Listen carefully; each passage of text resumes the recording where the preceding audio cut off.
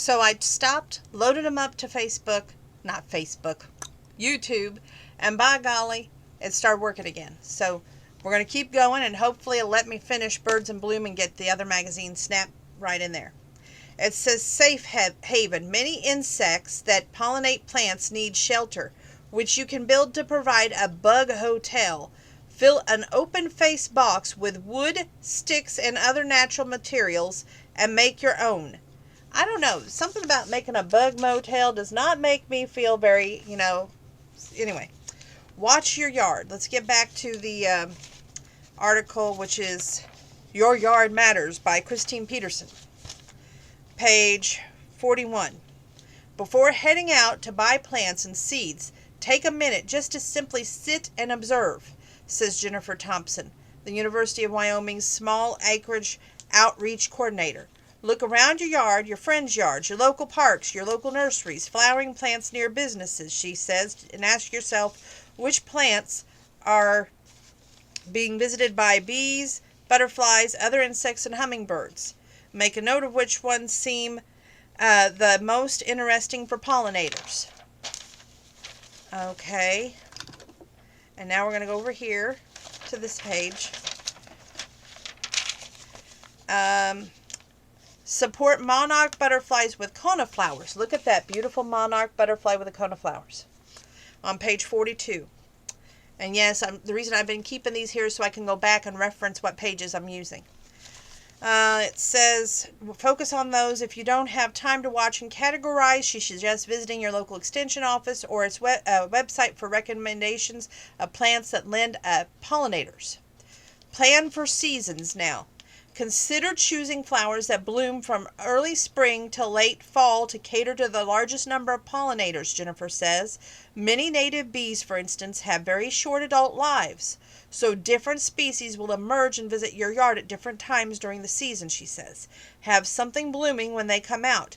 Mixing flowers with different blooms times also helps your garden stay vibrant continuously throughout the season. Go ahead, be messy.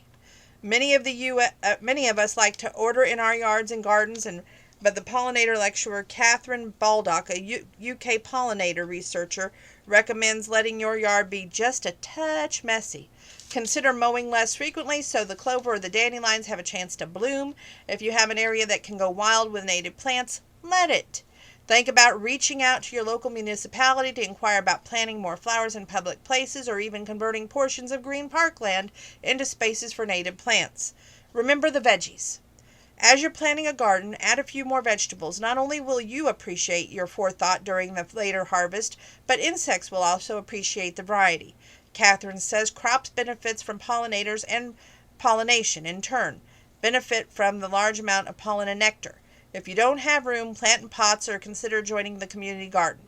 Christine Peterson has written Nature, Wildlife, and the Outdoors for more than a decade for her home in Wyoming.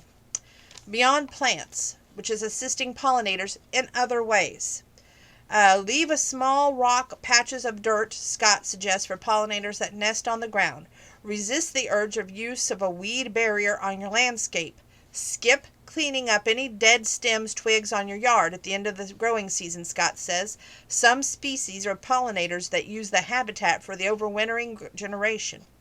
Move the plant stems and other yard waste into an out-of-sight pile if you can't take the mess, Jennifer says. Pollinators will emerge in the spring. Okay. I don't want to miss the one little area that I've got marked here. Page 46. Now this I found interesting because I kept hearing stuff like you can use coffee grounds, but now I found it. Can I spread coffee grounds at the base of the tree and shrubs to add nitrogen to the soil? It says by Ken Long in Middletown, Ohio.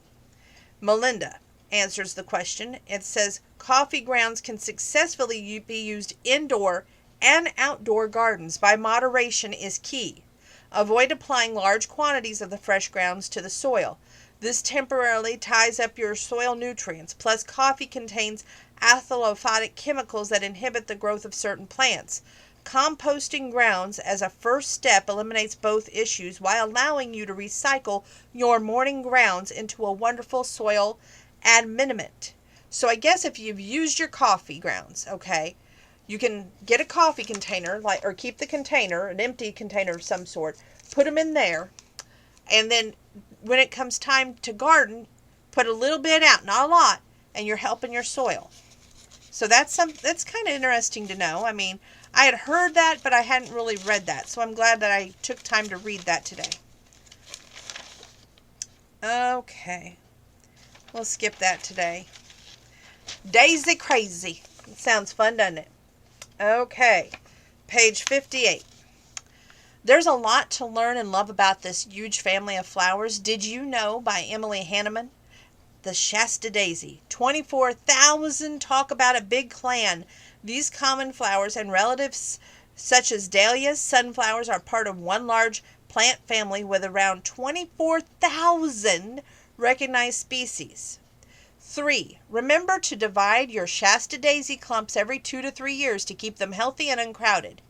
38. While gardeners think of a specific white flower with a yellow center, there are around 38 species that use the common name daisy. 4. Shasta daisies were bred from 4 different blooms, creating the classic backyard favorite. 2. Daisies contain a multitude of 2 types of florets. The center is made out of symmetrical yellow florets, while the white ring contains another kind with elongated petal structures. And 8. Gerba daisies are available in shades of 8 colors: yellow, white, pink, salmon, lavender, red, orange, and bicolor. They're called Gerba daisies. So that's why it's Daisy Crazy on page 58. And of course, I want to share the beautiful lasting image of the last page, which there are no vacant lots in nature, Edward Abbey says. It's a Phylloxera oncloa cactus skeleton with Carolina yellow jasmine.